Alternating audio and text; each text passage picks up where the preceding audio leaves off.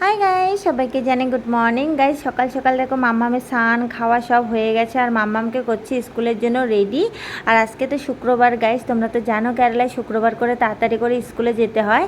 আর হলো নর্মালি 10টার সময় গেলে হয়, কিন্তু শুক্রবার করে 9টার 15 ভিতরে স্কুলে পেতে হয়, কারণ মুসলিম অনেক টিচাররা আছে দুপুরবেলা করে, ওনারা মসজিদে যায়, তাই আর কি বাচ্চাদের তাড়াতাড়ি করে ক্লাস স্টার্ট হয়ে যায়। আর এইদিকে দেখো মাম্মা আমার জিজুকে রেডি করে দিয়েছি, কিন্তু গাইজ আমি যখন ড্রাইভারকে ভয়েস পাঠালাম যে কখন আসবা, 9টায় আসবা কি 9:30 আসবা, তো বললো কি কালকে তো গ্রুপে মেসেজ করেছি দেখতে পাওনি, যে আজকে নাকি মাম্মাম যে গাড়িতে যায় সেই গাড়ির ড্রাইভার ছুটি, ওনার যে মানে ওনার গাড়িতে যে স্টুডেন্টগুলো যায় তারা অন্য গাড়িতে পাঠাবে বা প্যারেন্টসরা এসে দিয়ে যাবে। কিন্তু কী করবো, মাম্মা আমার যেহেতু তো রেডি হয়ে গেছে, তারপর অন্য গাড়িতে কল করলাম, উনি বললো হ্যাঁ ঠিক আছে নিয়ে যাবে।